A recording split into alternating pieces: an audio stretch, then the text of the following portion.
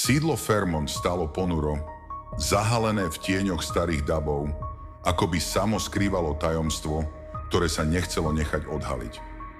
Viktoriánska budova so svojimi gotickými vežami a nepreniknuteľnými múrmi vyzerala ako z relikvie minulých storočí. Krásna, no chladná, ako socha zamrznutá v čase. Všetko začalo tichým zmiznutím Lady Margaret, manželky Sira Edwina Fairmonta, bohatého obchodníka s drahokamami. Margaret bola vždy jemná, elegantná žena, ktorá nikdy nespôsobila žiadny rozruch. A predsa jedného večera zmizla, bez stopy.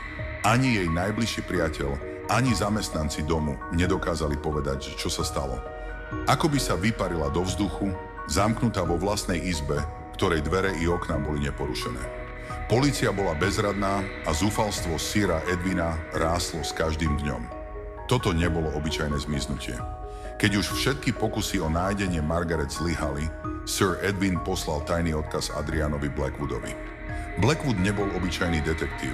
Bol známy tým, že dokázal čítať medzi riadkami, vidieť pod povrch a preniknúť do najtemnejších kútov ľudskej mysle. Niektorí ho označovali za génia, iní za blázna, ale všetci sa zhodli na jednom. Jeho úspechy boli legendárne. Blackwood dorazil na sídlo počas jedného z tých ponurých večerov, keď sa zdalo, že počasie odráža náladu miesta. Hustá hmla obklopovala celé okolie, vytvárajúc dojem, že čas v tomto kúte Londýna stál. Kolesá koča drkotali po štrkovej ceste a keď Blackwood vystúpil, jeho bystré oči si okamžite všimli každú nerovnosť v zdanlivo perfektne udržiavanom exteriéri. Niečo tu bolo zlé. Vzduch bol ťažký, naplnený nevysvetliteľným napätím, ako by ho obklopovala neviditeľná sila. Starý komorník otvoril dvere s pochmúrnym úsmevom. Pán Blackwood, očakávame vás, povedal tlmeným hlasom. Detektív nasledoval starca cez dlhé temné chodby, kde sa zvuk jeho krokov ozýval ako šepot duchov minulosti. Sir Edwin čakal v knižnici, unavený a strápený. Časť jeho vlasov, ktorá bývala kedysi dokonale upravená, bola teraz roztrapatená a oči mal hlboko vpadnuté. Blackwood, som stratený. Margaret zmizla a ja som bezradný. Nikto ju nevidel, nikto o nej nepočul. Ako keby sa rozplynula. Blackwood si zapálil cigaretu, pohľad upretý do prázdna, no myseľ pracovala na plné obrátky. Opíšte mi ten deň, Edwin. Každý detail je dôležitý. Edwin sa začal chvieť, keď si spomenul na posledné chvíle s Margaret. Bolo to úplne obyčajné. Ráno sme sa prechádzali po záhrade, rozprávali o našich plánoch na budúci týždeň. Bola pokojná. Potom sa vrátila do svojich izieb, ako to robievala vždy po obede. Zamkla sa zvnútra, aby si mohla oddychnúť.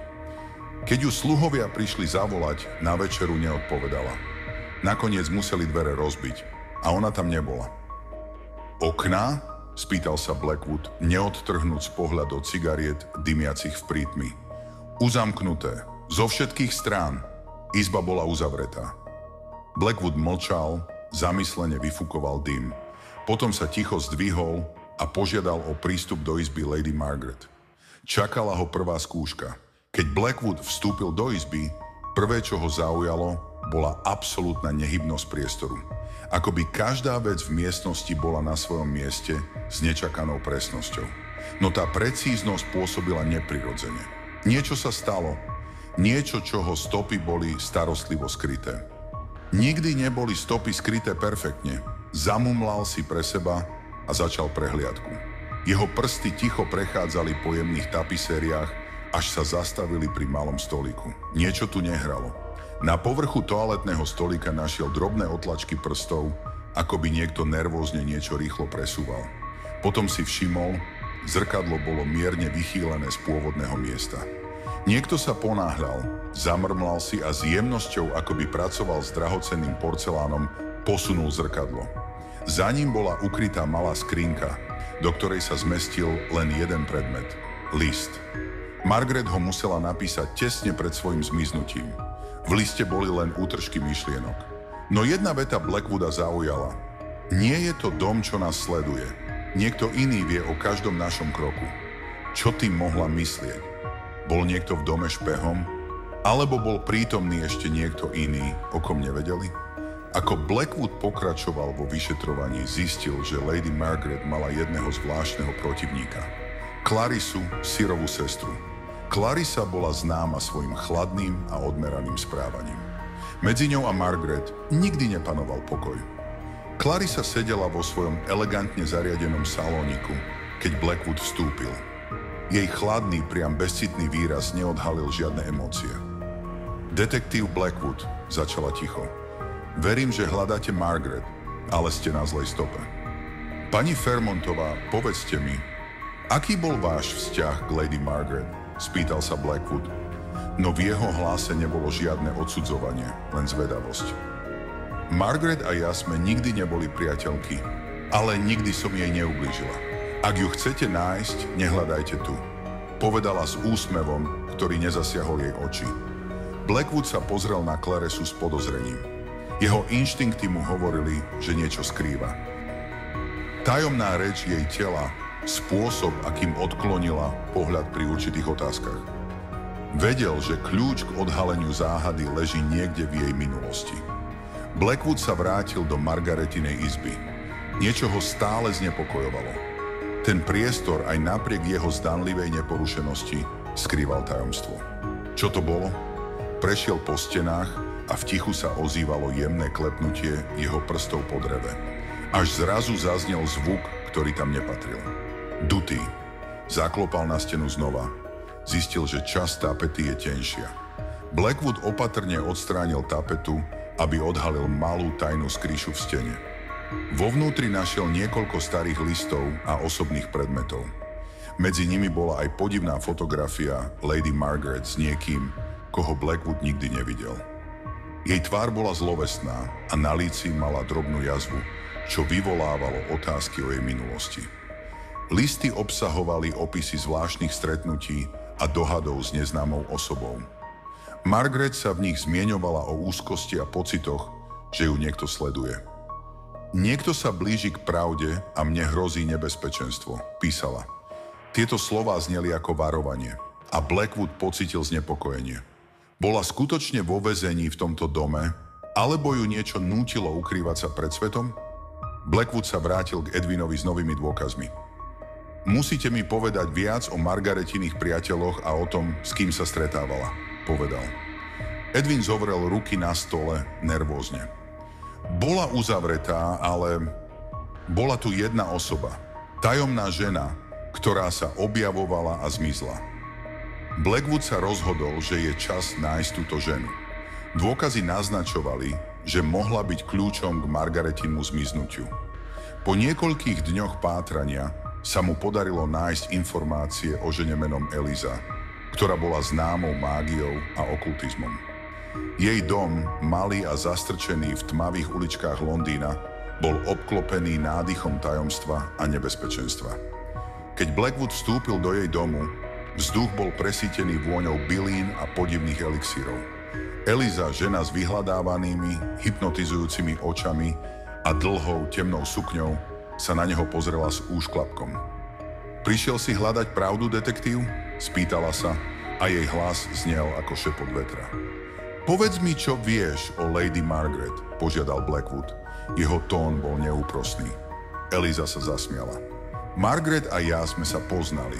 Hľadala niečo, čo neexistuje. Odpustenie. Odpoveď na otázky, ktoré mala vo svojej duši. Ale nikdy nenájdeš to, čo hľadáš, ak nebudeš ochotný čeliť pravde. Blackwood ju pozoroval, jeho myseľ pracovala. Čo tým myslela? Hovorila o Margaretiných vnútorných bojoch, alebo o niečom temnejšom? Po ďalších otázkach sa mu podarilo získať informácie o tajomnej skupine, ktorá sa schádzala v blízkosti sídla Fairmont. Eliza naznačila, že táto skupina sa zaoberala mystikou a tajnými rituálmi. A Margaret bola medzi nimi, zvedavá, túžiaca po poznaní, no aj vystrašená tým, čo objavila. Blackwood sa rozhodol sledovať stopy k miestu, kde sa skupina schádzala. Prírodná lokalita, obklopená lesom, bola plná záhadných symbolov vyrité do zeme. V noci, keď sa zaťahovali mraky, Blackwood sledoval, ako sa z tmy vynorujú postavy. Čierne plášte a zlovesné mumlanie. Zrazu si uvedomil, že sa blíži k niečomu, čo mohlo odhaliť pravdu o zmiznutí Lady Margaret. Keď sa priblížil, pocítil silný nával napätia. Postavy sa zhromaždili okolo ohňa, v ruke s nespoznanými artefaktmi a tajnými knihami. A v strede toho všetkého, ohromená a vystrašená, stála Lady Margaret. Hlasno kričala, ako by bojovala proti niečomu, čo sa pokúšalo ovládnuť jej myseľ. Blackwood sa rozhodol zasiahnuť. S jasným plánom v hlave sa vkradol do stredu zástupu. Margaret! Zakričal a jeho hlas prelomil tmu. Postavy sa otočili a on pocítil, ako sa na ňo upierajú zvedavé pohľady.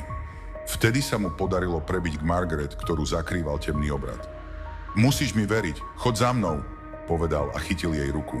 Spoločne ušli zo stredu obradu, prenasledovaní hnevom a zúfalstvom ostatných. Keď sa im podarilo uniknúť do bezpečia, Margaret sa mu vyplačene zverila so všetkým, čo zažila. Klára. Ona ma sledovala. Bola súčasťou toho všetkého. Hľadala ma, chcela ma zastaviť, neustále mi hrozila, povedala so slzami v očiach. Blackwood a Margaret sa rozhodli čeliť Claire a odhaliť jej temné tajomstvá pred Sir Edwinom. Povedali mu všetko, čo sa stalo. Edwin, zlomený a nahnevaný, sa rozhodli čeliť Claire, ktorú obvinili z manipulácie a zložitých hier, ktoré viedli k Margaretinmu zmiznutiu. Keď bola pravda odhalená, Klára bola konfrontovaná a jej temné plány sa rozpadli. Margaret bola zachránená, no s hlbokými jazvami, ktoré jej nikdy nezmiznú. Blackwood odišiel zo sídla Fairmont s pocitom, že ešte niečo zostáva. Niečo, čo musí vyjasniť. Nie všetky tajomstvá sa dajú odhaliť, ale niektoré je potrebné čeliť, aby sme mohli žiť bez strachu, povedal si pre seba. A tak sídlo Fairmont, opäť naplnené svetlom a smiechom, sa stalo miestom obnovy, no aj spomienok na temné tajomstvá, ktoré by mali zostať navždy ukryté.